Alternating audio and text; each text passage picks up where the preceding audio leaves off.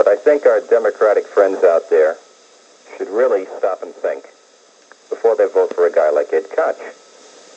Well, Koch has presided over the city. Crime has jumped. Police force has dropped. He's increased taxes. Transportation system is crumbling. MTA is without direction. And so on, and so on, and so on. And while I live on the island, I work in the city. And I love the city. But I see a city crumbling. You know, I was in a major department store the other day making a purchase, and there was somebody from, I believe, Denmark or Sweden standing next to me buying something. And the guy behind the counter says to the person, "Gee, what do you think of New York?" And the person said, this Scandinavian said, "Well, this is without a doubt one of the dirtiest cities I've ever been in my life."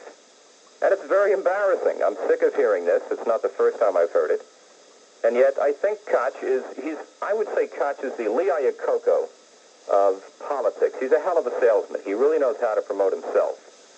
But I think after all is said and done, the man has not done the job here in New York that he promised to do and that he said would be the only job in politics that he ever likes. City. I don't think we can blame Ed Koch any more than we could blame any one individual for the dirtiness of the city. As a matter of fact, in Ed Koch's favor is the fact that he tried to do something about the outrageous behavior of dog owners who seem to think that somehow or other their dogs are such precious little creatures that what they do is okay, even though the rest of us have to step in it and be befouled by it. I think that the fact is that we have a polyglot population of the worst vermin in the Western Hemisphere seem to come here. And they come from places where the living standard is much lower and the intellectual achievements are much lower. And they bring their Banana Republic habits with them. I don't think we could blame Eddie Koch for the dirtiness of the city. Well, Bob, this is Bob from Union. I'd like to talk about the Pope's meeting with Yasser Arafat. I think it's a good thing. Bob, I want to tell you something. Nobody's going to hang up on you. Nobody's going to dump you. So you don't have to go so fast. Okay. All right, go ahead. I think it's a good thing because it'll demonstrate to the 50 million U.S. Roman Catholics who tend to get their information about Arafat the same place as everybody else in this country from the biased U.S. media, which is pro-Zionist, that the rest of the world, whether it's the Pope, whether it's the President of Italy, Sandro Pertini, the Prime Minister of Greece, Andreas Papandreou, the Chancellor of Austria, Bruno Kreisky, that they don't feel about the PLO and Yasser Arafat the way the U.S. media portrays him, that he's not a cross between Al Capone and Charlie Manson, and that he's not some sort of an ogre. And I think that's why the Zionists were so hysterical to prevent the audience with the Pope. They don't want the 50 million American Roman Catholics to understand that Arafat is not regarded the way that the U.S. media portrays him. Well, I don't think it has those ramifications. I don't think the Pope's meeting with Arafat is going to cause His Holiness to make some statement complimenting Arafat, commending him in any way, shape, or form. I haven't heard any announcement coming out of the Vatican, and I don't think any such announcement will come out of there. I think that they made a mistake. They made a technical error in overreacting to the Pope's meeting with Arafat. I don't think they should have focused on it the way they did. But where you and I have many disagreements is right there with Arafat himself. Because Arafat is a cross between Charlie Manson and Al Capone. As a matter of fact, I think it's an insult to the memory of Al Capone to even link him with Arafat. Al Capone knocked out other mobsters because they got in the way of his territory. But Arafat clearly has the blood of women and children on his hands. And I can never forgive him that. At times. Well, then why in hell wasn't the Post reporter smart enough to have picked that up ahead of you? Well, it isn't that the Post reporter is not smart. The Post reporter is probably very smart, but he had his orders from Murdoch's henchmen. And the orders were, blow it up. Blow it up, make it as tawdry, as ugly as possible, and sell those newspapers. Oh, yeah. Okay, hello, how are you? What's on your mind, sir? Well, not that I want to bring the whole discussion back down into the gutter, but I do want to get back to how about our dirty streets again, like your earlier caller was talking about. And, believe me, they are. And also, to lead right on to that, which leads on to our great mayor, Ed Koch, which I don't know, I'm not sure if I got you right exactly yet, Bob, but are you his backer? Are you for him? Or, I don't back any candidates officially, and therefore the answer is no. If the day ever comes that I'm able to back candidates officially, people will know about it loud and clear, I assure you. I understand. Right, you say, but I do believe now. Could I state my little case for? Absolutely, sir. As a matter of fact, I want to make you feel at home, and I want you to relax because this is a friendly get-together. We're having a little chat. So here. Thank you. I am a little. Okay, let me pour a little something here and make you feel at home. Hang on. Oh, help. Sounds like my What? Sounds like what? I wish I had. What do you wish you had? The waterbed I wish I had. Oh, I see. Well, here, hey, take some of this right here. You want it straight up or on the rocks? Well, whatever. Whatever way you take. How do you take it? Scusate, just a minute. Salud. Okay, go ahead, pal. No, what I did want to say was. Yeah, go ahead. No, thank you. I am relaxed. Okay. But you do remember our great honorable Mayor Koch. Yes, I do remember. I do remember him. Yeah, whatever happened to him, right? Boy, yeah. Yeah. He ran on the whole promise that, give me 4 more years. I can do the job. That's it.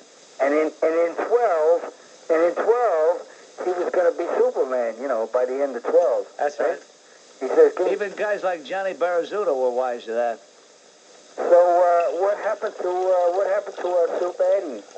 He did 4, and what is he in halfway in on the? Yeah, I don't know. I don't know which way it is, right? Yeah. What are you going to do? And he wants to Hey. He sees what? Bigger horizons. Yeah, that's good. Watch all you little people, Hey, take a walk. And, hey, see a bigger grab up there, Go for the big grab, he thinks. So, what are you're probably editing out everything I'm saying anyway, right? Or what? No? What's to edit out? What'd you say that was so bad? That's true. Nothing. You didn't say anything bad. Where you calling from, pal? Oh, I'm sorry. I'm John from the Bronx. What part of the Bronx? Is it Barazzuto country? You calling from Pelham Parkway? Barracuda country in the Bronx. Barracuda. Pelham Park. Listen, I know there's a girl by the name of, what the heck was her name? Gee, I forgot. She's writing me love notes, and she lives on Morris Park. Now, maybe you could go over and take care of her for me, would you? 10th. Yes? At the Columbus Day Parade, Bronx County Parade. I'm the Grand Marshal. Yeah. I want to be there, and you know who's going to be there with me? I tell you who's going to be there. Eddie Koch is going to be there. Mario Cuomo is going to be there. Louis Lerman's going to be there. Yes. Joe Ashangad is going to be there. They're all going to be there. Wait. Now, you got to stop me. And I tell you who else is going to try to walk the full distance of the parade. Tony Amendola of the Chateau Pelham. All your politicians will be up on the west. That's right. Johnny Calandra will be there. And Councilman at Large Joe Savino should be there. So they're all going to be there. I tell you who else is going to be there. Attorney General Bobby Abrams. Everybody's going to be there. Yeah, he's a pretty good guy. Well, listen, John. Hey, take care, John. Will you? I got to get back to the program, right? Okay, thanks. Excuse me, John. I got to go. Last 10 seconds. John, let go of my lapels. Will you, John? Please. John. Hey. Give me my last 10 seconds. I got 10 seconds? Okay, go. Yeah, quick. Now, hey, I say, let's keep Eddie Koch where he belongs as mayor. Let him do his job. And let's let the other guy do what he's supposed to do upstate. Arafat and the publicity he's getting. I think by Christmas, that thing he's wearing around his head is going to be a big red cap, and that little fuzz on his face is going to be a white beard, and they're going to make him up to be Santa Claus. Hey, I wouldn't be too surprised the way things are going. This guy has really done a job. He's really done a job, I tell you that. Well, unfortunately, I don't want to belabor this. Unfortunately, pro-Israel, they're not perfect. Neither is the United States. I just think that they made such a mistake. They should have let up in that bombing, and I think he's taking full advantage of it, unfortunately. And Begin does not have the charisma of a Reagan. That's our problem. Anytime we have any American president, it seems to get a little tough with all of these foreigners, all of them. Whether they be Western European so-called allies or otherwise, immediately the media starts beating their brains out. For whatever reason, the New York Times, and I want you to, you said you read the Times, you noticed the letter from Senator Kennedy. I want you to notice something.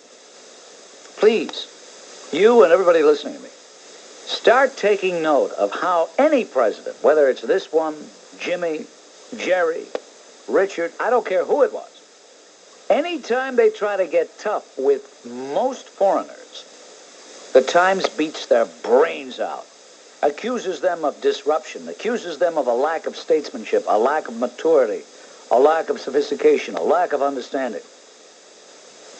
I want you to notice that, will you? I would love to know the editorialists of the Times and see if they come across in person as sanctimonious as they do in print. Because one would think that they really believe that each and every morning the wisdom of the ages is supplied to them and no one else. Straight ahead is special edition at the top of the hour. Get Gaddafi. Ken Auletta is a writer who is an unabashed, run-of-the-mill, typical liberal journalist. He's typical of the type of guy who got out of school and decided that he wanted to be in, and so he was going to toe the liberal line. This is not to take away from his ability as a writer nor his powers of observation as a journalist. This is not to diminish him in any way, shape, or form. He's typical of the overwhelming majority of journalists who have that left bent, that knee-jerk reaction, that bleeding heart, that sheds noble blood. Therefore, it's even more arresting to me that he writes what I'm going to quote in just a moment. All right. I quote, Mr. Auletta, in central Harlem, where Jean Madison lives, 77% of all babies are born to mothers without a husband. Like the majority of those who are now poor in America, Jean Madison presides over what census takers call a female-headed family. And like the majority of those mothers who are poor, she clings to welfare for support. Most of these mothers will, in time, scramble off welfare. A growing segment will, like Jean Madison, become comfortable on welfare, will become the passive poor.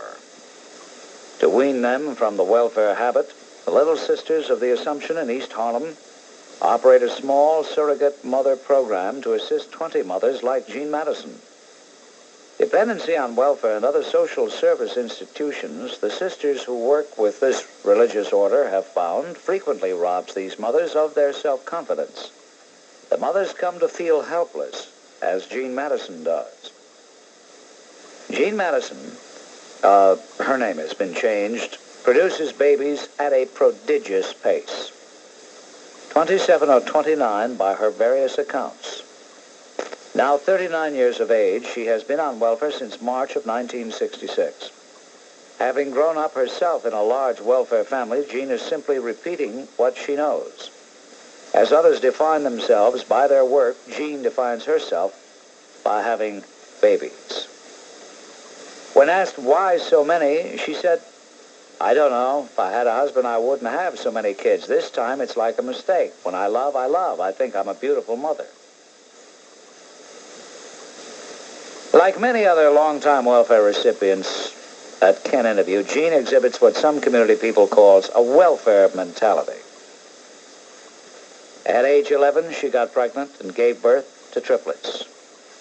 By 40, she will have either 30 or 28 children by her confused count.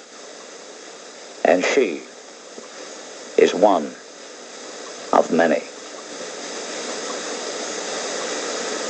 There are two ways to address ourselves to problems, particularly social problems. One is to avoid saying what some people have inflicted on us as being the unsayable, the unthinkable. The other is by asking what is the problem and where does the solution lie?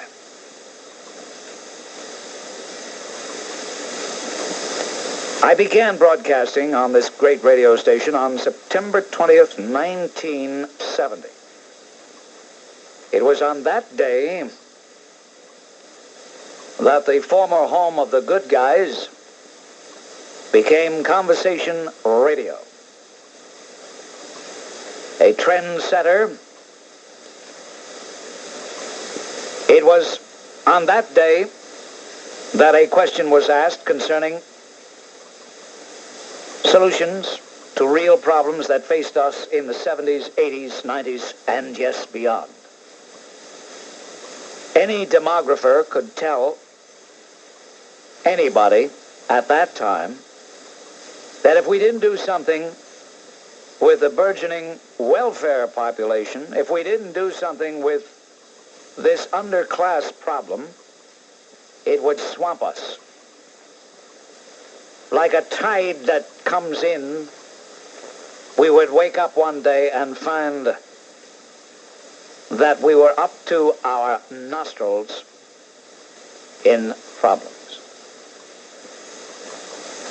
Now, I suggested that mandatory sterilization be one of the tools used to curtail the problem. It certainly would not have hurt Gene Madison to have had a fallopian tube tied. Someone said, "You're a typical chauvinist. You want to sterilize the woman." I said, no, I would have no objection to mass vasectomies. But how are you going to get these guys and tie them down to perform the necessary surgical minor miracle? But the fact is, there are those people who cry out that this is a heinous remedy, and somehow or other this is barbaric. Well, I say it is more barbaric, even to Gene Madison, to have someone spawn vandals, muggers, rapists, murderers, maws. You know what a maw is? A maw is an aperture that is insatiable. A maw is a bottomless pit that can never be satisfied. The Gene Madisons have spawned maws. Jean talks about her life. She receives tax-free payments of $456.35 every 2 weeks from welfare, and another $247 every month in food stamps. She's acquired the welfare habit. It's not a hassle anymore, says Jean. You get used to it. Have the rest of us gotten used to paying a tax that makes us say, where does this money go? What's it all for? Do we know that an $800 billion budget is covering all bases? And I ask you this, above all else, if they have their hands in our pockets, don't we have a right to say what they do with their hands when they take them out of our pockets with our money? How about this? A female Harvard psychology professor is suing the head of the University of California in San Diego for $1 million. Why? She says he reneged on a promise, I can't believe it, to make her pregnant after a 2-year affair. Celebrated palimony attorney Marvin Mitchelson said the woman, Lee Perry, who doesn't look too bad, will drop the suit against Richard Atkinson if he agrees to impregnate her with his sperm. I'm quoting. I don't believe it, but I'm quoting. Miss Perry has been an assistant professor at Harvard. Assistant professor of Harvard's Graduate School of Education since 1977. Makes you wonder about Harvard, huh? She also is associate director of the school's program in counseling. Counseling? She counsels and consulting psychology. Atkinson, who's 53, guys, 53, is the chancellor of the University of California, San Diego. He says he and his wife of 30 years felt grievously wronged by the accusations in the suit. You think I'm making this up? I don't blame you. Now, with his wife at his side, Atkinson said that for the past 5 years, they suffered threats and continued harassment from Miss Perry. The allegations are false and are so far-fetched, that's hard to believe they can be the basis of a lawsuit. At one point, the suit contends Miss Perry became pregnant and Atkinson talked her into getting an abortion after promising to have a baby with her later. Get rid of that one now. I'll give you another one later. I mean, can you believe that? The psychologist says she was defrauded and suffered emotional distress because of the broken promise. I mean, you know, you don't have to go to the motion picture theater. You don't have to watch sitcoms. Just read your newspapers. Just follow the news, and you'll have more entertainment than you can possibly imagine. To hear you have the PLO on the radio, but why are you so proud to have him on the radio? Proud? I wasn't aware that I was proud, Melvin. Well, that's the way you gave me the impression. Well, that's too bad, Melvin. What do you mean? I mean, that's too bad. If you think I was proud to have him on, Well, go think it. I wouldn't call it especially proud. Why should you want to even give him time on the radio when he doesn't even want to recognize Israel? I don't give people questionnaires and say, if you conform to what I think you ought to do, then I'll have you on the air. Does he need? What are you afraid of, Melvin? I'm not afraid of anything. You gotta be afraid, otherwise you wouldn't give a darn. I'm not afraid of anything. I just think there's dignity on the air also. Well, dignity? Well, then be dignified and admit that when we say let's be heard, we want all points of view heard. Well, you would never. Now, do you want to criticize him? Go right ahead. Point out. Criticize. You know, Melvin, you annoy me. I'll tell you why. Why? Because you're typical of the hypocrites of this world, who want everybody to be heard as long as they agree with them. That's number one. Number two, the fact that I cross-examined him at length, I think as well as any reporter would have done, that cuts no ice. But more importantly than anything else, Melvin, yeah, I really don't care how you feel about it. I really don't. Well, I'll tell you, I'm surprised at you because you had such a wonderful attitude towards equality. I knew you were going to say that. Well, you did. So all of a sudden that makes me anti-Israeli. I had the PLO guy I didn't on. say you're anti-Israeli. You see, I don't understand how you would put a guy. I'll tell you what I want you to do, Melvin. Do you have any stamps? If not, I'll send you some. I want you to send a list. You could send it to me. You could send it to the program director of all the people you approve to be on the air, either on the telephone or in person, and submit that list. And we'll send you a fee as a consulting producer. Well, I know that you want to have interesting people on the air, but I can't understand how you would want to take somebody who avidly says that they want to annihilate the state of... He didn't say that. He didn't say that. No, but that is, you know what, Melvin? In addition to everything else, you didn't listen to what he said, did you? You know, you want to misquote him to justify your bigotry. How many PLOs are there? There's only one. Okay, Melvin, you've said nothing, but I thank you just the same. At least you called. Yeah. Hello. Let me take it one step further. I wasn't aware that the governor's backing was such a positive asset. As a matter of fact, it may very well be a liability. Don't forget. Neither Eddie Koch nor Mario Cuomo, well, maybe Cuomo would have challenged him, but Eddie Koch would not be running were it not for the fact that the governor realized that he was so unpopular that he would only drag his party down to a crushing defeat. Hugh Carey didn't wake up one morning and decide that he wanted to devote himself to condominiums, NG, and hair dye. Yeah, right, but... No, he didn't. He said, hey, you know, I'd go down to a crushing defeat. So he did the wise thing, and he announced that he wasn't going to run anymore. He wasn't going to seek a third term. You know, we're all a good job, unlike some reporters. Like, I don't know how you happened to see Peter Jennings interview Mr. Arafat. He was almost servile to him. You pressed Mr. Husseini. And I think you brought out the true Husseini one way or the other.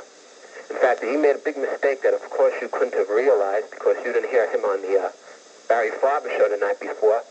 But he referred to 4 million Palestinians the night before, and when he was on your show, he referred to 5 million. Obviously, I think what he's trying to do is bring the number up to 6 million, figure the reason out why. And I'd also like to talk about the assassination of Mr. Jamal. Yes. People are questioning who did it, but to me, the answer is rather obvious. About a week before Mr. Jamal was blown up, the number 2 man in the PLO, Abu Iyad, returned to Lebanon mysteriously, and people were guessing while he's here. Well, this is the man who masterminded, if that's the word, the Munich massacre at the Olympics. Right, you got it.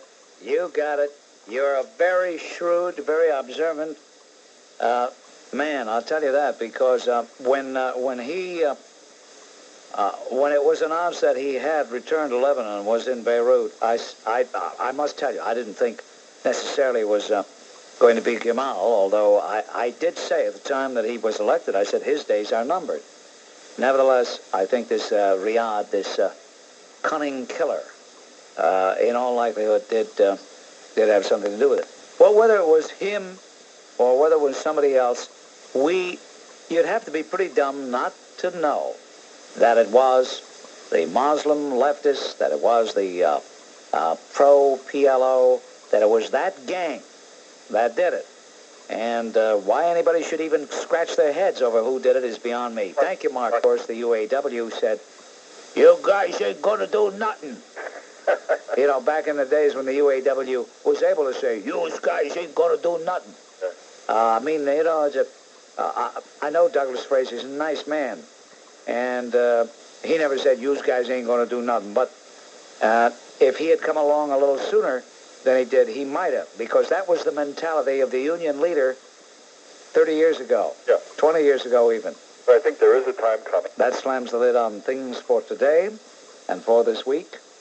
And until Monday at 4 o'clock, this is Bob Grant, reminding you that straight ahead is Mets baseball right here on your conversation station.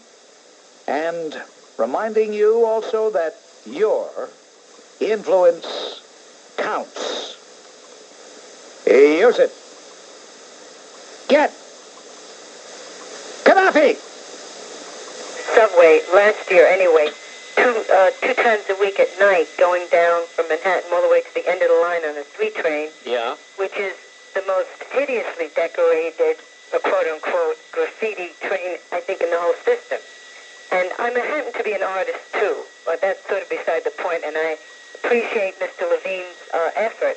However, I'm sort of enraged here, and I think you are, too, but you have to be a little cooler than I can be, about his attitude about graffiti. Because it is offensive and disgusting and frightening. Well, I suggest that he doesn't really believe that. He's just trying to believe that. Well, I know... Because if he really believes it, he belongs in Bellevue. I know a lot of people like him who sort of think it's cute to think graffiti is okay. But let me tell you what really is horrendous, aside from the ugliness of graffiti, which is like having to ask Mr. Levine if he would like somebody to come into his house and do that, because after all, the subway... Well, you ask him. He's on the phone. I'm on the phone right now, and if there's any graffiti artists out there who'd like to come into my house and do it, just give me a call anytime I'm in the New York phone book. For a minute, but... I'll be happy to have you come into my house and do the graffiti, but I would like to see some of your work first so that I don't get absolute rubbish. All right, but just let me just say one more thing. Yes? Graffiti people are so vicious, they take their crayons or whatever junk they're using and put it over the maps, and then you see little old people. Yeah, I've seen people struggling to try to read the map. I know. I felt that's so cruel. It's vicious and cruel, and then they do the windows, and you can't even look out and see the name of the stop you're at. You know. And you're foreigners who are used to looking at maps. All right, dear. Thank you very much for your... I am always been that way? I've always been that way since I was born, probably. They always thought I had anemia or something, but I guess I've been luckier than most. Oh, you don't know how lucky you are. I would think that if the good Lord would have come right here in the studio, in Studio C, and say, what do you want more than anything else? I would say to have an extremely overactive thyroid gland. Well, a thyroid gland that would put me in this type of condition, that a doctor would say, Mr. Grant, if you don't have at least one whole cheesecake and one half-gallon of ice cream every day, you'll die. Well, as long as you mention Social Security, the fact is that it is now a very controversial subject again, not because anybody's arguing about whether to introduce it or not, but talking about how we save it. We had a person, not an employee of WMCA, but someone who purchases time during the early afternoon on this station, and he talked about Social Security, and he said that the only way to save it was to increase the taxes. And clearly that is not productive. That is not the right thing to do. We've been told about, at least since 1967, by actual count, 14 different times, all we had to do was increase the deductions on Social Security and we'd save the program. And clearly that is not the answer. The answer is to bring some common sense into the payouts and into the retirement procedures. I would like to think that when I reach that age, that it'll be there. Maybe, you're in that category. An age category was suggested by Pete Wilson, running for the United States Senate in California. And Pete, although he's the mayor of San Diego, he apparently is naive. He should learn by this time, when you're running for office, you don't even say the word Social Security. At night, you tell your wife or your girlfriend, who's ever close at hand, to put a tape over your mouth so you don't even say it when you're asleep. But he talked about having read a report by actuarial individuals, actuarialists, who stated that maybe all those under 45 should be allowed to opt out of the Social Security program. And they gave a whole list of reasons why that might save the program. Well, whether that would save the program or not is beside the point. No politician should talk about it. One thing that I really enjoy that you do is when you pour the water. I love that. Oh, when I pour coffee. Is it coffee? Well, yeah, I tell you, I haven't done that in a long time. I think, I tell you, we had a very nice settee, a very nice china. It was china that Dolly Madison used when she entertained here in New York after the White House was burned by the British in 1812, and it belonged to Mrs. Strauss. And one day I got so upset at a caller, I threw the telephone, I threw the whole set at the microphone at all. Well, anyway, I can't pour coffee anymore here in the studio. Okay. You're clear. I'm clear now? You're clear. You've just graduated from Scientology 101. All right. Now, the biggest fraud in Social Security is the wife collecting on her husband's birth record. If the wife collecting on her own record until her husband dies, then she has to opt for the higher retirement. That would be more equal. Are you calling from underwater? Maybe I should. No, really. You sound like you're calling from underwater. You can't understand me then. No, it's a bad line. Where are you calling from? Jackson Heights. You know what's happening? What? There's so many Colombian illegal aliens in Jackson Heights right now that they've moved all the beds onto the phone lines, and it's a mess out there. Oh. Well, I live in a big apartment house. Oh, but that's just it. Do you understand what I said about the work record? Yes, I do. Oh. I do understand, and it's another ripoff. Marty, thanks for calling. Marty at Jackson Heights, folks. Let's hear it. Okay, Marty. You could almost see the Post headline writer quelling as he tells you all the bizarre stories you find in the newspapers each and every day. Socialite sex drama deserves a Pulitzer is a headline under one. And then, of course, all those mutants, all those vicious animals who prey on all sorts of people. Trio corral suspect after nun robbery. And there you see the suspect. And the photo would mislead you because you would not know it was female, but you read the name. Yolanda Tholen. Held in handcuffs after being arrested for the mugging of a nun in Brooklyn.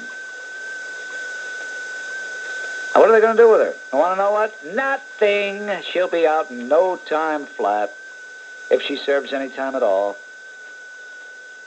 And that is the problem. we've not really come to grips with the fact that we have in our midst enemies of society, quasi-people who have said, hey, I'm serving notice on you. I'm not fit to live amongst you. And yet, there's only one person that has stood up and has come up with an idea that really has merit. Now, what do I mean by an idea that has merit? I mean an idea that would improve the quality of life noticeably, demonstrably, for you and your family. And that's Congressman Jean LeBoutillier, who had the courage.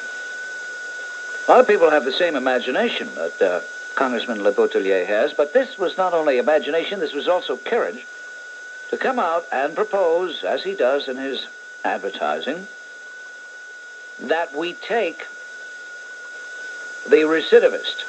That is the person who has established beyond any shadow of a doubt that he is a pathological criminal hell-bent on ripping off and hurting and harming and violating society, that we take those enemies of society and put them on an island off the coast of Alaska. Now, there are still too many of you out there who have been weaned on Hollywood movies written by a bunch of pinkos, and you've been so brainwashed that you can't come to grips with the reality of the problem. And you go, oh, my, oh, what a... But if this keeps going on, even you will come over to the side of necessity. I'll say, in reading the book Crisis, the last year of the Carter presidency, I found Mr. Jordan to be very candid and to be very lucid in his account of the Iranian hostage-holding tragedy. And he points out how people like Cyrus Vance, you may like him, but Cyrus Vance made such a fetish of being, quote, decent, that he helped to perpetuate, enlarge, and extend the humiliation to this country. And I've mentioned it to some people. And, of course, there were individuals who said, of course, I will never forget, and it was vivid in their minds. But there were others who had already begun to forget. I think, however, that thinking Americans can really never forget the great humiliation, the great danger. And I just wonder if there ever will come a time when we will say, we want the Iranians to pay for what they did. I mean, I would, without batting an eye, I would choke Khomeini with my own hand. Do you realize that in Iran, there are about 15,000 people have been executed? That's known executions. May have even been more. And the trials, laugh. A maniac, a murderer, he continues to run Iran. They said he wouldn't last, but he's lasted. Why doesn't he croak already? Oh, well, we'll talk to him. They are attorneys, and they are starting organizations throughout the country. Right now, they're only in Washington, D.C., well, mainly in Washington, D.C., and they also represent many of our congressmen and senators in the courts, in litigation that, well, I tell you, if you were sent for this pamphlet, I think it's your kind of outfit. I know it's my kind of outfit, but they're going to need tremendous resources if they're going to take on the ACLU, and the only way for it to really be meaningful is to take on the ACLU, neutralize the ACLU, because the ACLU is obsessed with helping criminals. The ACLU has no concern for society. That's right. The ACLU thinks it has concern for society, but it can't possibly, in view of the fatal flaw that the ACLU is riddled with, and that fatal flaw is that it is so obsessed with what it considers to be the rights of the accused that it never takes into consideration that the vast majority of people are accused of crimes for very good reason, because they've committed them. That's right. And that they'll go on committing them until the day they croak.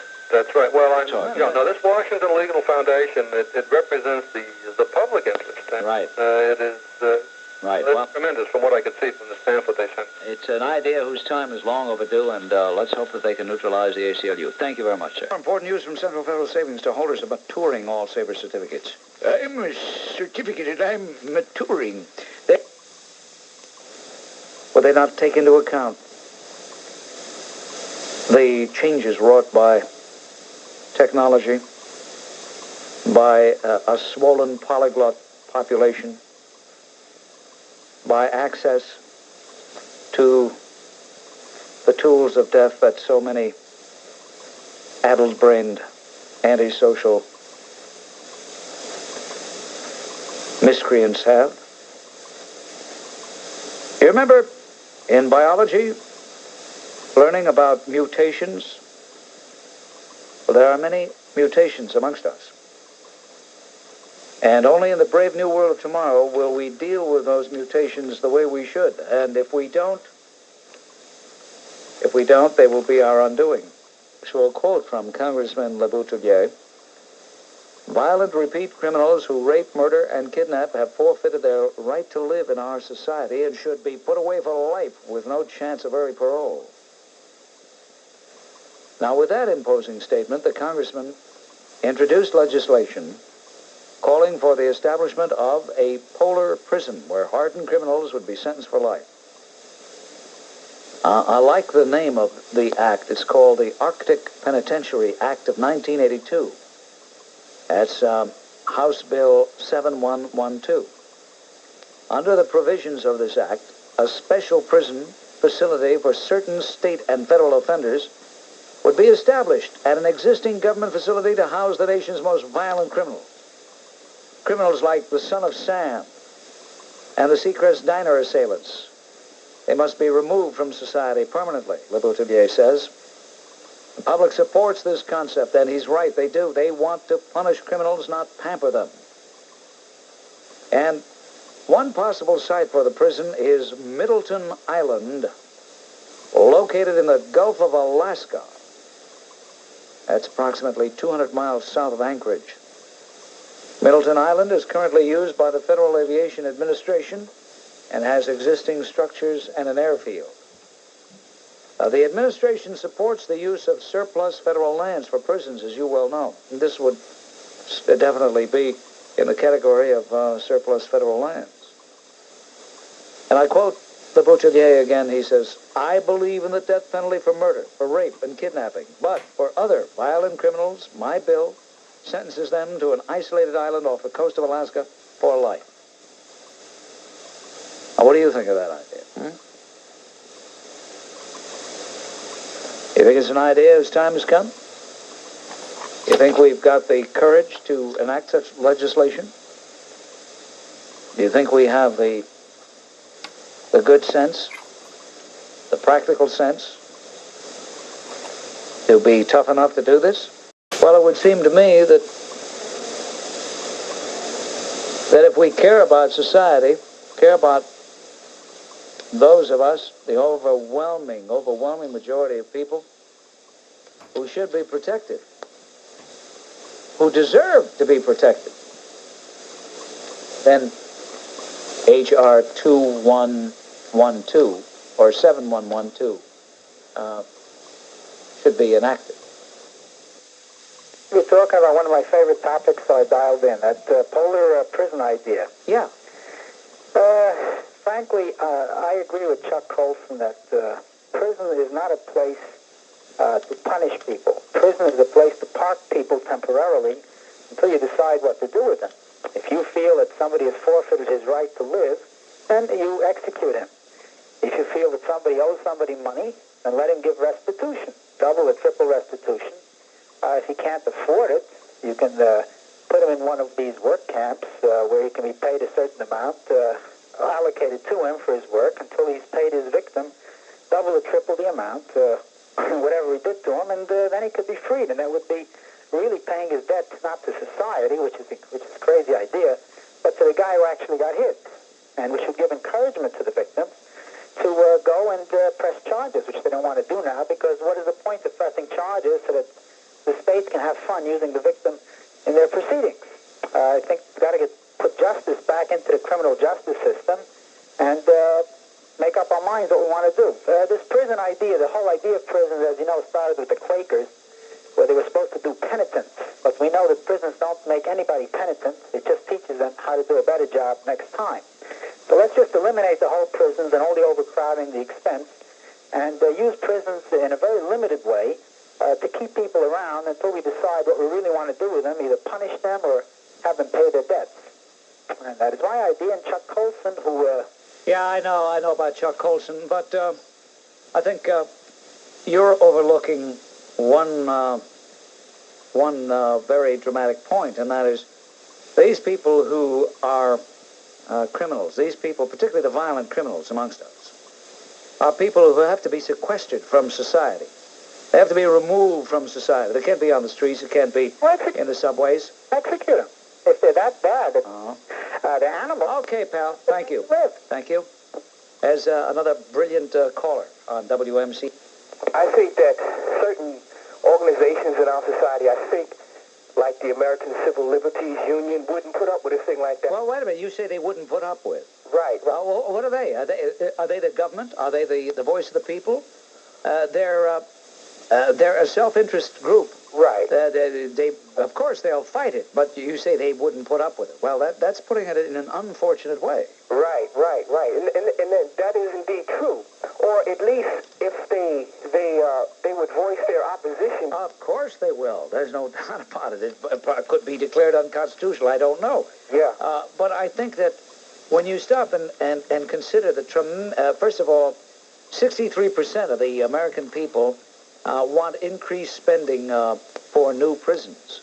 And yet, when politicians say, well, we're going to have to raise your taxes to pay for them, they don't want to have their taxes raised. But this is exactly what would happen to a larger degree. Not if you put them up there on Middleton Island. They wouldn't raise our taxes one bit. Do you really think that the American people, the way the political structure is structured now, that the American people would allow human beings to be put away in the Siberian type of arrangement? No, human beings they wouldn't want to be put away there, but these vicious criminals who commit, for example, in Manhattan, 6%. Yeah. 6% of the criminals commit 28% of the crimes. Yeah. We're talking about the repeat offenders, those who tend to commit more serious crimes after their release, those who are guilty of very severe crimes. We're not talking about your average person, certainly. We're talking about antisocial people who have declared war on the United States population. Right. I used the wrong words when I said American people. What I meant was organizations like the American Civil Liberties Union. I thought that they would voice such an opposition. Well, there will be opposition. There's no doubt about it. But you see, nobody has taken this legislation seriously enough, in case you're wondering why the ACLU hasn't said anything yet. Yeah. It's because they don't take this seriously. Yeah, the Polar Prison, so-called Polar Prison Act, they don't take it seriously. Yeah, well, I think they're correct. It sounds good in essence, but I don't think it'll ever get off the ground. No, it won't, but that's our problem. That's much to our sorrow. I thank you very much. It has been submitted. H.R. 7112 was introduced in, I believe it was September 15th, just a couple of weeks ago. Okay, now... And the bill was referred to the Committee on the Judiciary. So it's in Peter Rodino's committee, but Rodino won't let that bill out. That bill won't come out of Rodino's committee. Of course not. Unless Rodino gets inundated with mail. Yeah. But being a bleeding heart, you know he's not going to let that bill out. Well, I'm these violent criminals. You would reduce the tendency to commit these crimes if they know where they're going to go. So I'm in favor of it. I think it's a great idea. I know. We'll have no way to prove whether I'm right or not, but I know in my heart of hearts that if this bill were enacted, and if some of these real bad skunks started being sent there, the crime rate would go down. Oh, sure, Jim. It would go down more than the death penalty would make it go down. Right, exactly. Well, hey, listen, you're in New Jersey. Write to the 10th District Congressman Peter Rodino. I will. And say, hey, Pete, before you retire, do something worthwhile. Don't be an... Here's the way it goes. Dear Congressman, don't be an Ashangada. Hey, Bob, you're beginning to sound like Stan Farelli now. Well, I work for a living. That's the only difference between Sam and me. Thank you. I think you're going to get a lot of bleeding hearts saying it's too cold up there. It is too cold. But that's one of the reasons for having it up there. They realized that I was stationed up in that same area, which is essentially the Aleutian Islands, for 26 months. And it was not that bad for servicemen. It can't be that bad for prisoners. And there are a tremendous amount of buildings up there that can be used, hangars that would accommodate several hundred prisoners, and you don't need any fence because you can't get off the island. The water is too cold to swim. They can have no drugs brought in because the only way you can get in is by boat or by plane. You know what I don't understand, Charlie of Queens? What I don't understand is why our society has turned itself inside out to accommodate the worst enemies of society. And I consider it accommodating them when they get every single legal remedy known to mankind. Then they get, if they are found guilty, after all the reviews and after all the appeals have been exhausted with taxpayer money, then they're put in places where they are close to the civilian population. They're put in places where they have television, where they have furloughs, where they have weekend passes, where they have boxing programs. I don't want to see James Scott boxing in Rahway. I want to see James Scott doing hard time in Rahway. You know what I mean? That's right. And if you're up there, you don't have any privileges. You work. You went against society. And you should pay. They've declared war on society. It isn't a question of paying. It's a question of getting them out of the way. Actually, that first caller was right. They should be executed. But we're not going to have that. So the next best thing is to get them far away. See, these are people who spend every waking moment doing one of two things, either plotting against society or actually carrying out an act against society. And it's a relatively small percentage of very small percentage of the population doing most of the crime. Well, if they put them up there, there is no escape. You don't even need a guard. That's the idea. Thank you very much. Okay. All right, he knows. He's been there. John? I know the bleeding hearts are going to scream bloody murder about sending people up to a frigid climate. But we have no end of unoccupied islands in the temperate zone. Why don't we do the same as we did with the people who developed our West? We didn't give it to them, but let us give them $20,000 for a tent and some primitive tools and put them on an island. And let us have a murderer's island. You want to be a murderer? We're going to let you live with murderers. You want to be a 25-year man? We'll let you live with 25-year men and so forth. And in this way, no reasonable person could object to it, Bob. You want to bet? Who said the ACLU was reasonable? Let's forget about those people. I wish we could. Thank you. Thank you very much, John. You talk about bleeding hearts. Yeah. But let me tell you something. These conservatives, I tell you. Well, does that make them conservatives because they agreed with the town for turning the water off and the guy didn't pay the bill? Well, what would you call them? Well, I would, conservatives. You could be a conservative and hey, wait a minute. What do you think? Conservative means you don't have a heart? It means you don't have a bleeding heart, but you have a heart. Well, would you say that Ronald Reagan has a heart? I would say he's got a bigger heart than you and me put together. You're on WMCA. This is Bob Grant. Hello. Hey, you know how I feel about Menachem Begin. And I've gotten some vicious mail from some very, very vicious people because I don't approve of Begin. So don't you jump all over me because I mentioned the fact that 7 Israelis were killed. I don't see what that has to do with anything. On WMCA, this is Bob Grant. We're forging ahead. Seems like old times. Ellsberg joined Omar Samad and Abjamal Ghani, and maybe Mr. Ghani and Samad could inform Mr. Ellsberg about the Soviet threat. He might get a little education, but I suppose if he hasn't seen the Soviet threat yet, maybe he never will. Phone calls.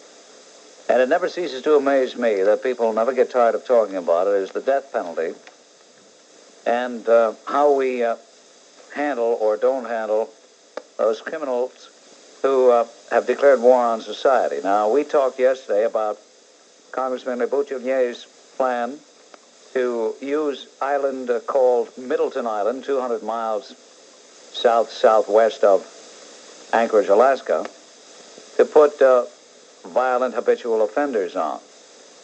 And every now and then somebody calls and talks about the death penalty and acts as though if we passed the death penalty, suddenly we would be in a panacea. Not so, I say, because even though we have it on the books, it's not used. And if anybody deserved it, it's that skunk down, where was it, in Texas, Freddie Hall? I mean, I'm not even going to recount what he did to get the death penalty, but a judge stayed the execution. Speaking of justice, Bronx District Attorney Mario Marola tells me that Cuban boat refugee Orlando Ortega Puente, I don't know if you remember what he did, but he's one of those beautiful boat people that Jimmy Carter allowed into this country. Puente was convicted of the murder of off-duty Housing Authority Police Lieutenant Ian Brinkers during a holdup, which the lieutenant tried to foil. Marola said Puente faces a mandatory sentence of life in prison when he's sentenced on October 22nd by Supreme Court Judge Fred Eggert. Unfortunately, that's the most he can get if he gets it. But there are all kinds of murderers in the world. There are those who pick up a gun and try to rob a bank and kill the guard. There are those who, for one reason or another, plot to murder someone, perhaps a relative. There's a psycho murderer who stuffed metal down his mother's throat, gorged out her eyes, and beat her to death with a table leg to drive the devil from her. He's escaped from a Long Island mental hospital. They put a guy like that in the hospital as though he's suffering from pancreatitis or something. Here's a guy that should have been executed. If they don't want to execute him, he should be put on Middleton Island. But this fiend is on the loose. He's on the loose. And people of Long Island should be concerned. We should all be concerned. He broke out of Pilgrim State Psychiatric Facility in Brentwood over the weekend. And they say that he's about as violent as you can possibly be. But there are other kinds of murderers who masquerade as political leaders and as heads of governments. And Joe Stalin wasn't the only murderer in the Kremlin. Nikita Khrushchev did his share of murdering, and Leonid Brezhnev, who won't croak. We keep hearing that he's sick. We keep hearing that he's old, but he just goes on and on. And what he did in 1980 was to send about 120,000 Soviet troops into Afghanistan, a nation to the south of the Soviet Union. There are a lot of nations south of the Soviet Union, a nation adjacent to Iran. And we are joined right now by two young, very alert-looking gentlemen, Omar Samad and Ajmal Ghani. You are both Afghans? Yes, we are. And where were you both born? In Kabul, or? Yes, we were born in Kabul. I was born in 1961. So was Ajmal, I believe. Oh, well, I was born in 1960, a year older than Omar. I was born in Kabul, Afghanistan. So here you are, 22 and 21 years old. Well, it's a long story. The thing is, the reason why I escaped was that, first of all, I was active in the underground against the Soviets and the communist sympathizers in Afghanistan. And one of my best friends was caught, and he was executed later on. I got death threats for myself, for my family, and this was why I had to leave Afghanistan. It wasn't a very nice way to do it. I didn't want to do it. I wanted to stay there and fight on whatever way possible. That was Mr. Omar Samad. Yes. And, Sir, I left Afghanistan about 2.5 months immediately after the coup, which happened on the 27th of April, 1978. 2 months after the coup, we realized that this was, at the beginning of the coup, we realized that this was a communist takeover of the sovereign state of Afghanistan. now, when you talk about April 1978, you're not talking about the Soviet invasion. You're talking about the overthrow of the Afghan government by stooges of the Soviet Union. Up to this point, the Soviet army had not entered. They figured that their, what we call stooges, would do the job for them. Right, sir. And political analysts and people who were involved in politics could figure it out what was happening. And my family was in the political arena of Afghanistan, and we were judged. They judged that this was going to happen. As soon as it happened, there was opposition. Immediately after the takeover, there was opposition. And we were one of the first one to raise against them. And my family, most of my family, male members, almost all of them were in jail. And I was one of the lucky ones with my father to get out of Afghanistan. A lot of people in this country, of course, were concerned at the time of the Soviet invasion, but that's kind of cooled down.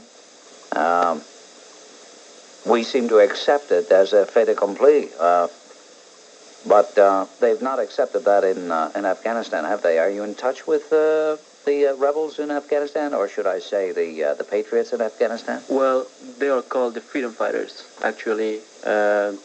President Reagan called them the freedom fighters. We call them the Mujahideen, the holy warriors. We are in touch with them because we are Afghans, and let me tell you that 99% of the Afghan population today are, in one way or another, resisting the Soviet takeover. We are here in the United States, but we are doing our job here as to help the resistance. In what way are you doing that? Raising the voice of Afghanistan, the voice of the people who are suffering today in Afghanistan. Getting help if possible, because that has been one of the major problems. We have not had any major assistance from the outside world, from the free world especially. And we are active in getting that aid. Does it surprise either one of you that the so-called free world, the so-called anti-communist world, has not really done a thing, has allowed the Soviet invasion to go on without really saying too much? As you said earlier, they thought of it as a fait accompli, which is not. The Soviets invaded Afghanistan.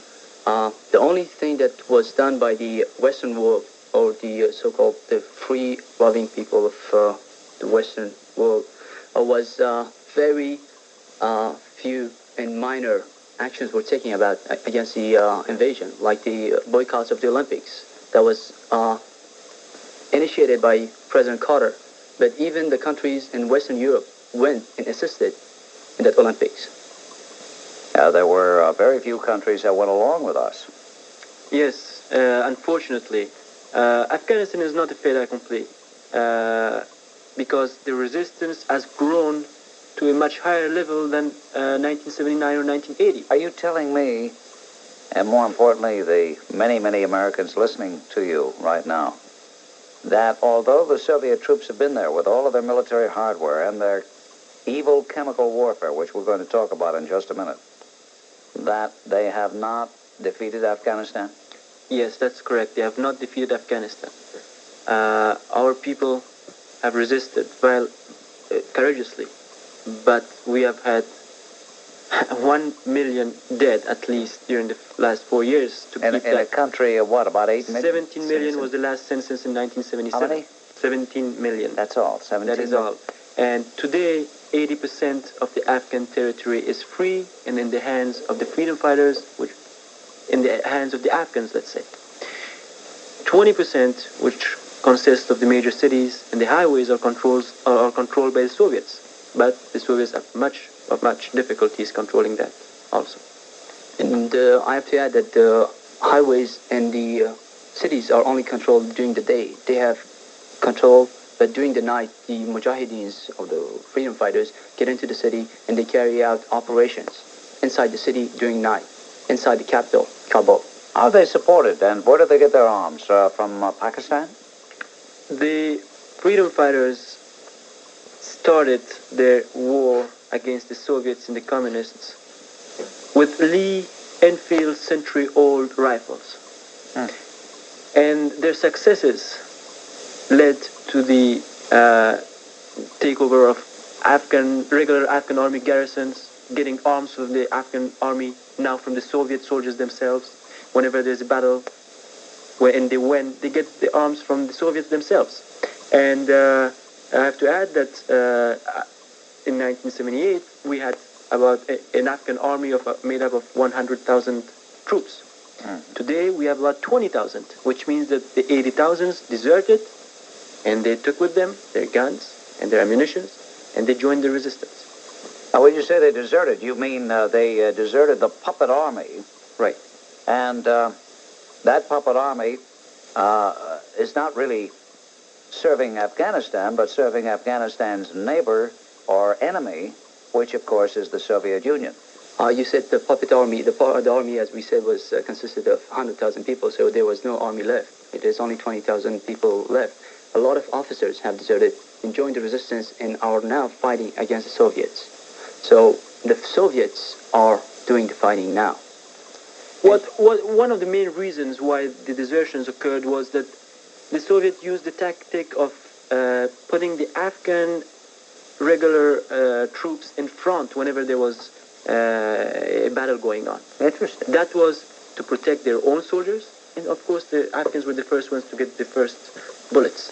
Just a moment, we're going to talk about the chemical atrocities that the Soviet Union has been inflicting on the Afghan freedom fighters. I might add, atrocities that have gone virtually unnoticed. And if these young men go back to Afghanistan, as I hope they're able to someday, to see a free Afghanistan, they will have to tell their fellow countrymen that hardly anybody cared. And that indeed is something that boggles the mind. How we have, in this country, ever since FDR signed away Eastern Europe to Yalta, how we have accepted the fact that the Soviets can spread their evil tentacles to the south and to the east and to the west.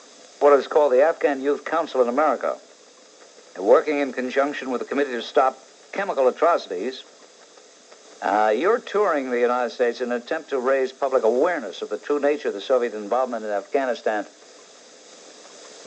Does it frustrate you that there seems to be such a lack of concern? Yes, it does. Let me tell you, Bob, that it is frightening for us sometimes. You know, I get frightened when I see that people are interested, but they do not know what's happening. Why do you think that is? Is it the fault of our press, our media? Is it just that there are too many Soviet dupes in this country? What do you think is the reason? The media, unfortunately, does not have, the slightest interest in Afghanistan, considering the importance of the event. Of course, Soviets are very clever and very, they have had a long history of good propaganda and good misinformation, and they have done a good job of Afghanistan. Let's talk about the actual chemical atrocities. Can you document these atrocities? First of all, what are they? You say that thousands have died an agonizing death, 15 to 20,000. Tell us about it in one area alone. What is it that the Soviets are doing in Afghanistan? Chemicals have been used on the Afghan people with no doubt, without any doubt. The State Department has not 100% conclusive evidence, but they have good evidence that it has been used. The Canadian government has done research. The United Nations is doing so right now, but they have difficulties because of the Soviet Union, which is not collaborating. And one should ask why they are not collaborating. The reason is, I think, evident that they do not like the world to know that they are using chemicals today in Afghanistan on the people. But then there's one other group that are the best judge. The refugees in Afghanistan, the people of Afghanistan. The 4 million who have left their homeland, they can tell you that they have seen chemicals being used. They were the ones who were sprayed with bluish or yellowish gases that were released from Mi-24 helicopter gunships. You know, I saw some film last week of these very people you're talking about, film that was taken by a church organization in Pakistan, on the Pakistani-Afghan border. And the film was a grim pictorial accounting of what these chemicals have done to these people. And as I watched it, gentlemen, I thought, how come there's no outrage expressed at the United Nations? How come the New York Times doesn't have a front page story? How come the other newspapers don't have pictures of this? And the answer, quite frankly, is people just don't seem to care. They don't care for two reasons. One, they haven't been made to care. And two, gentlemen, I hate to tell you this, as an American citizen, I hate to tell you this, but we have allowed ourselves in recent years to become so afraid of confronting the Soviet Union the way they have to be confronted. People such as the man who is going to be on in the next hour. Have you ever heard of Daniel Ellsberg? Well, your presentation a few minutes ago, we got an idea of his ideas. But people like him, he's not the only one, certainly. If he were the only one, it would be wonderful. But people like him, anytime any administration, whether it be the former president or the current president, anytime they sound like they want to stand up to the Soviet Union once and for all, they're called fascists, they're called warmongers. And the American press, I'm telling you, I know you can tell me a great deal more than I can tell you, but I want you to understand that there is a psychology in this country which has this great, powerful nation afraid of the Soviet Union.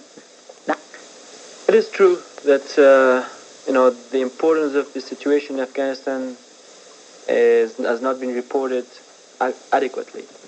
And we, as I told you before, as Afghans, we always ask ourselves what's wrong.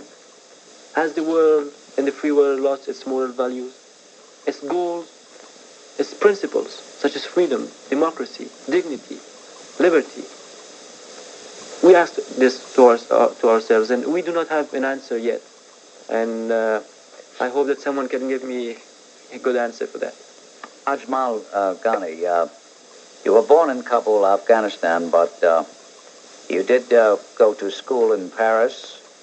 You were also in Tehran, which is the capital of Iran, and high school there, Babak High School, where you were graduated in 1978. What were you doing in Tehran? Oh, well, my father was in the foreign service in Afghanistan. He was a diplomat. So that is the reason why I went to all those countries. In what regime was your father serving as a diplomat? He was serving the Republican regime of Afghanistan, the last legal regime in Afghanistan. And that was before this Soviet stooge who was executed by the Soviets was put in charge. His name was Taraki, the first one, and then Amin, who was himself the prime minister of Mr. Taraki, who himself killed Mr. Taraki, who was killed by the Russians. Right. Now you figure it out. Amin himself, this is not to be confused with General Amin of Uganda, folks, but Prime Minister Amin was himself executed by the Soviet Union. Yes, sir. And now who's the stooge in the Prime Minister's office? His name is Babra Karmal. He himself was brought with Soviet troops in Afghanistan after Soviet troops had killed Hafizullah Amin. Babra Karmal made his speech from the Soviet Union. If you had a chance, would you assassinate him? Yes. Good for you. All right, now, you're in Iran. Iran overthrew the Shah. The Ayatollah Khomeini, that absolute madman, has complete control of that country. He did what he did to the American embassy. And by the way, let me ask both of you, were you surprised that the Americans never did anything about it? Yes, the Americans should have done a lot more, could have done a lot more than they did. In the eyes of people such as yourselves, you must have lost some respect for this country. During Jimmy Carter's time in office, you must have thought that we were really weak. I think the United States lost its respect through the world, through the third nations, because of Iran. One of the main reasons why people do not trust the United States, other regimes do not trust the United States, is because of its weakness to support its allies. Did you hear that, ladies and gentlemen? We're not trusted. We can't be counted on. Racist. And so if they were to be deported and they were sent back to Afghanistan, there's no doubt they would probably face execution or long-term imprisonment simply because they fled our common enemy. Yes. We have had cases in Afghanistan that people had studied in the States or Western Europe just for that. They were killed. And if people come, reach the States, and go back and they're deported, then you can't imagine what's going to happen to them. Well, Broker, they're they're all over the world. Their government is a Soviet stooge government. No, not to the rebels. Our government, the U.S. government, getting through one of our agencies, getting them. I see. Well, how about this? I'd like to know that now getting arms is the main assistance that the free world can do to us. We will welcome arms, but we will never welcome anybody else coming and doing our fighting. I want to say to you first, a most important show, possibly your best show of the year. I would like to speak to you. First, I'd like to tell them that they are not alone, and there are Americans who are aware of the Soviet menace, and we are with them. I'd like to ask them, I know that Anwar Sadat, when he was alive, one of the few leaders of the non-Soviet world who had the guts to support anti-Soviet resistance. I know he was supplying the Afghanistan freedom fighters with weapons. Yes. Russian weapons. I wonder has his successor continued that policy? Mr. Mubarak.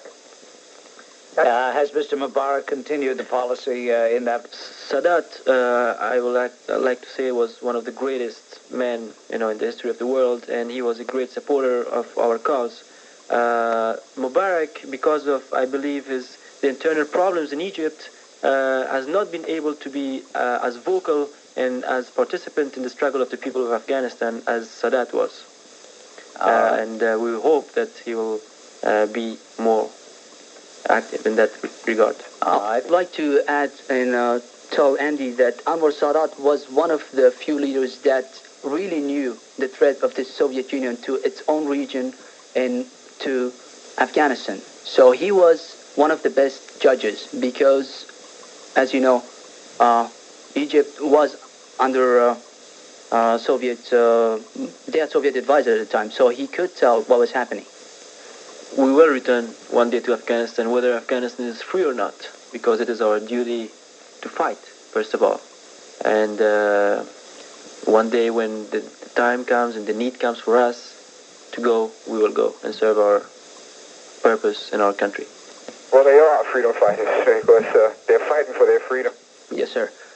The Afghans do not have any sophisticated weapons. And as you mentioned earlier, the worst enemy for the freedom fighters and the most fear armament is the helicopters, the Mi-24s. Right. They can't take care of the tanks. There are ways that they can do it. We have some people, some older women who put some bombs around there and went under the tanks, so they destroyed the tanks. But what we need is small rockets, ground-to-air rockets. That's what the Mujahideen needs. And they have very few of them that they've captured from the Soviets themselves. You're right. There's a desperate need for such an armament for the freedom fighters. Right. Well, to steal one of Barry Farber's phrase, I just wish that America would do just as much for countries that are fighting for their freedom than the Soviets do for countries that are totalitarian. I just wish that we would support these people much more than what we are, give them the weapons that they need. Well, until we do something about that element in this country that, for whatever reasons, has paralyzed the United States whenever it tries to really take on the Soviets. I don't mean militarily. I just don't understand why we have allowed what is a minority of Americans a bunch of pinkos, a bunch of lefties, a bunch of wild-eyed, LSD-sodden 60s characters to have such a great influence on this country?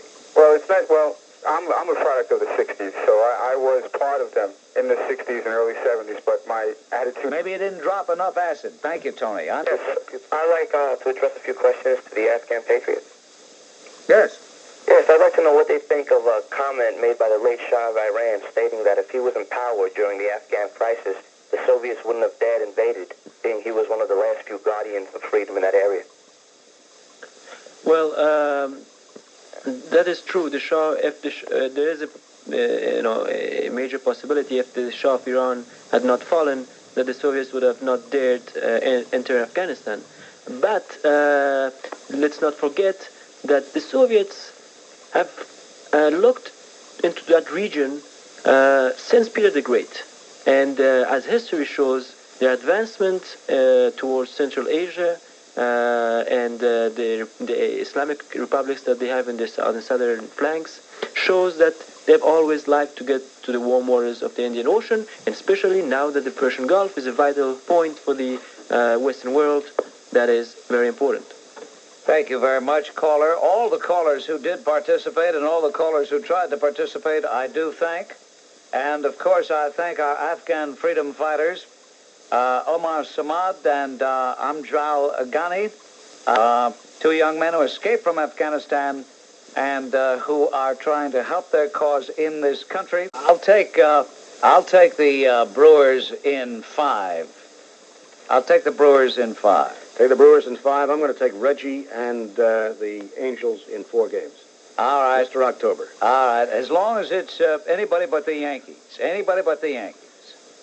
I mean, here's Bert saying we're sorry we can't say it's the Mets. I agree. But then he said, we're sorry we can't say it's the Yankees. I'll tell you, a lot of people are saying, isn't it a nice change of pace? How refreshing to have playoffs in a World Series without the Yankees. Yep.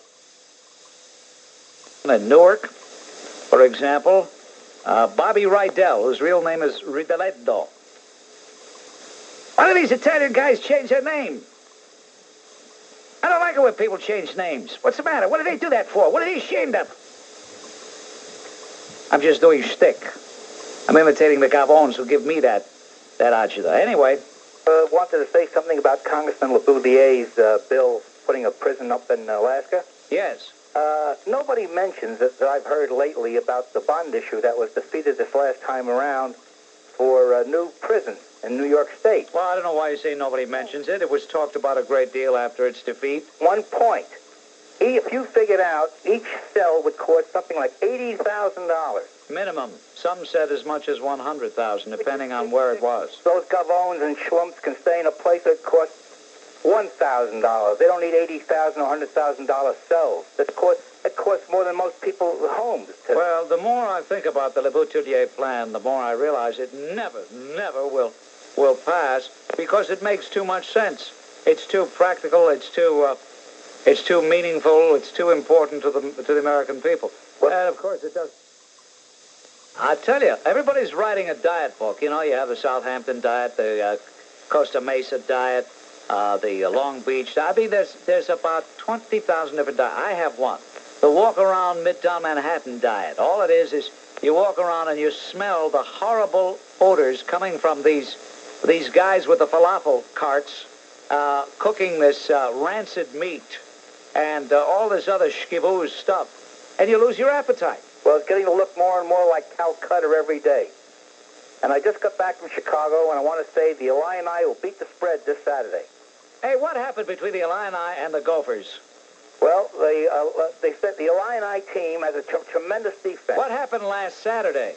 They beat the Gophers. They did? You want to know something? I couldn't find that in any of the papers. Clobbered them.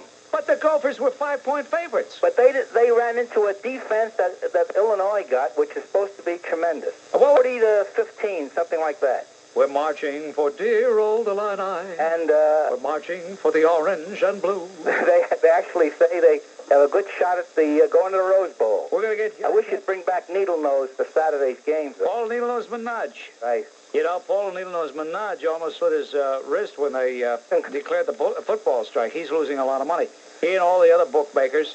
That's Nick up on Arthur Avenue. He's losing a bundle. Okay, he left. You know Nick, huh? I know of him. You do? Yes, we have one in Hastings.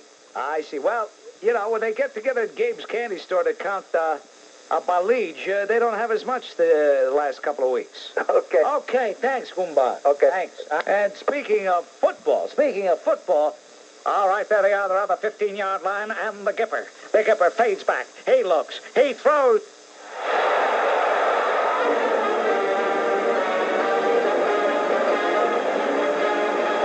Football is alive and well this year on WMCA.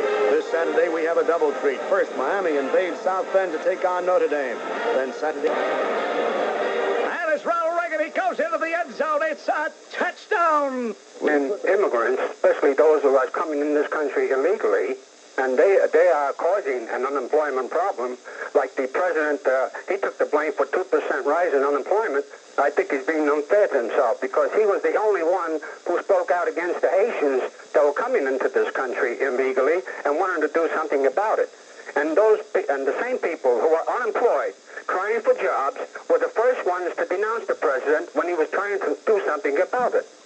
As a matter of fact, did you see where Senator Kennedy, Ted Kennedy of Massachusetts, did you see where he said he voted against the immigration bill because, now listen to this, rather inverted thinking. He said, since most of the newcomers, since most of the aliens are from Latin America, it would be racist to enact this legislation. That's right. We'll be here on the air Monday.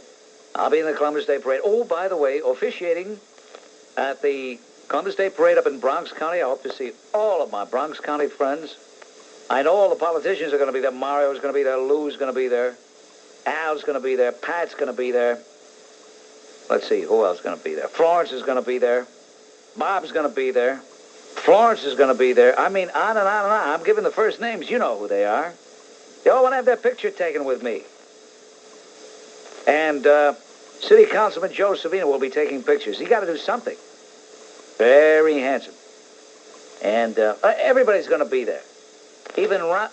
That's right, even Rami Ayamundi.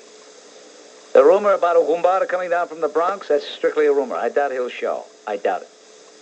The person, if he has accrued benefits prior to the conviction, those benefits that have been accrued prior to the conviction are considered immune from any attachment or any discontinuance. What is your point, Mary? You must have a specific reason for asking these questions. No, I just thought what we as people could do about it. I'm thinking as when we go to vote for someone, if we had a little referendum on the end of in the poll booths, in the voting booths, and we could say we could decide if put something in there that would say, all right, if we are going. I see what you mean. And if you break the rules and if you're caught with your hand in the till, we don't want you to have your benefits. Okay, Mary, I understand. I thank you very much. Right, thanks. All right. You can write it out on your ballot. You put an X for Joe Mariul, and then at the bottom you put, and Senator Mariul, if you violate your public trust, I don't want you to have your benefits. Okay? So there.